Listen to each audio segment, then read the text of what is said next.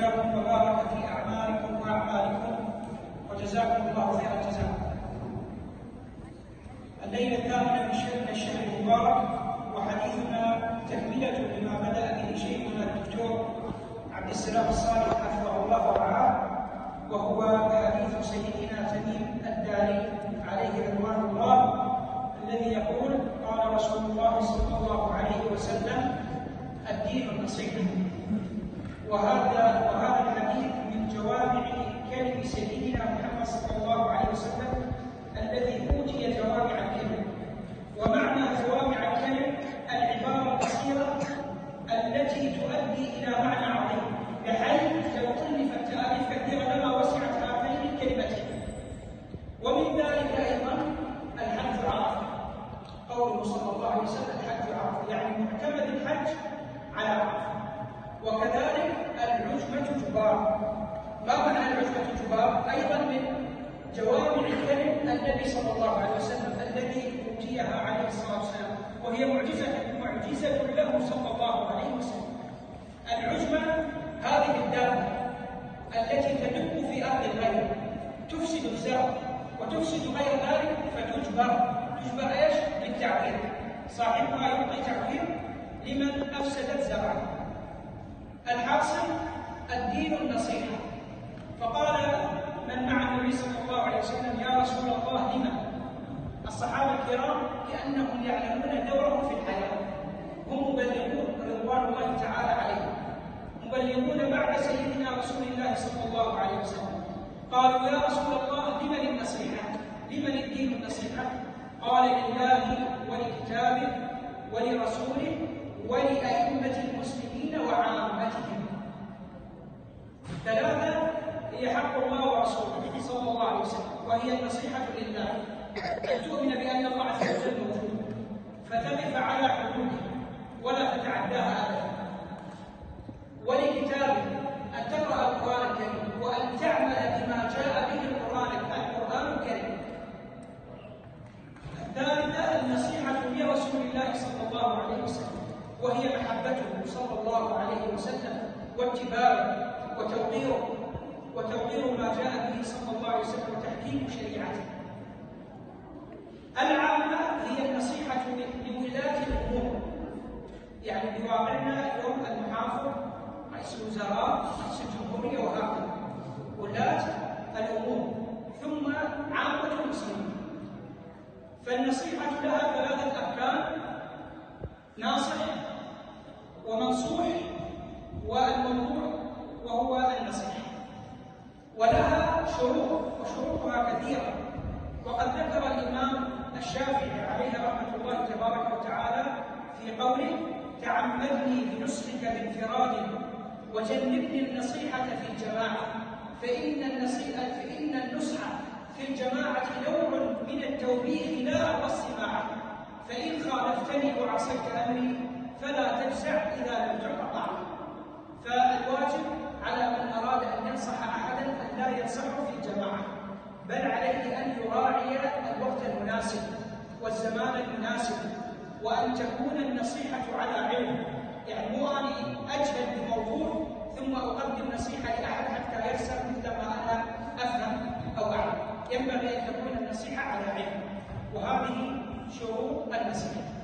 راوي الحديث هو صحابي جليل من صحابة سيدنا رسول الله صلى الله عليه وسلم، هو سيدنا تميم الداري، من يعني قبيلته داري.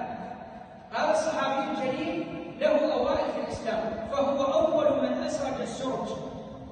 السرج فتيل في المسجد يطمس بزيت الزيتون وتشعل به النار فيضيء المسجد. أول من أسرج السرج في الإسلام هو سيدنا تميم الداري. وكذلك هو من صنع لرسول الله صلى الله عليه وسلم منبرا. وكذلك كان رضي الله تعالى عنه يختم في كل 7 أيام ختمة من القرآن. وهذا دأب صحابة سيدنا رسول الله صلى الله عليه وسلم، أنهم كانوا يحزبون القرآن الكريم فيختمون في كل 7 أيام ختمة واحدة. وكذلك هو أول من قص، يعني شنو؟ روى قصة في الإسلام. وكذلك هو الصحابي الوحيد الذي روى عنه حضرة الحبيب محمد صلى الله عليه وسلم. كل الصحابة رضي الله عنهم يروون الأحاديث عن سيدنا رسول الله صلى الله عليه وسلم، إلا سيدنا تميم الداري كان نصراني فأسلم فروى حديثا جساسا. فلما حان صلاة العصر توضأ النبي صلى الله عليه وسلم بأبيه هو وأمه عليه الصلاة والسلام، توضأ وجلس وتبسم. فلما رأوا الصحابة الكرام رضي الله تعالى عنهم يتبسم قالوا: ما بك يا رسول الله؟ قال: رأيت تميم الداري فقص علي قصة الجساسة، يعني قصة المسيح الدجال عليه دوام السلام. فأعجبني ما قال، أعجب النبي صلى الله عليه وسلم ما قص عليه تميم الداري، فجعل النبي صلى الله عليه وسلم يتبسم لفرحه بموافقة حديث النبي صلى الله عليه وسلم عن الدجال، موافقة قصة تميم الداري وما حصل له عندما ركب البحر مع قوم من العرب. سيدنا علي رضي الله تعالى عنه وأرضاه يقول: المؤمنون نصح، يعني إذا أردت أن تعرف مؤمن فهو ناصح. سيدنا جرير بن عبد الله البجلي الأنصاري رضي الله عنه قال: بايعت رسول الله صلى الله عليه وسلم على ايش؟ على 3 امور: على إقام الصلاة وإيتاء الزكاة، وهذه جملة واحدة لأنها متضمنة ومن أعظم أركان الدين، متضمنة لشهادة أن لا إله إلا الله وأن محمدا رسول الله صلى الله عليه وسلم. قال: بايعت رسول الله صلى الله عليه وسلم على إقامة الصلاة وإيتاء الزكاة، الثالثة والنصح لكل مسلم. حتى أن خادم جرير رضي الله عنه جاء إليه بفرس سعرها 300 دينار، فلما رآها أن قيمتها أكثر من ذلك ماذا صنع؟ جعل سعرها 800 دينار وأعطاها للمسلم الذي ابتاعها منه. لماذا؟ لأنه بايع النبي صلى الله عليه وسلم على النصح لكل مسلم. فالمؤمنون نصحا والمنافقون أجلهم الله غششا. وكذلك هنالك يعني جملة أعجبتني كثيرا أحب أن أطريها عليكم، وهي بين كسب القلوب وكسب القلوب خير رفيع يسمى أسلوب، وهذا ما فعله سيدنا الحسن وسيدنا الحسين عليهم السلام الله تبارك وتعالى لما رأوا رجلا كبيرا في السن لا يحسن الوضوء، فتبادر الاثنين بأن يتسابقا ويحكما هذا الشخص الكبير في السن بأن يجعله حكما أيهما يحسن الوضوء.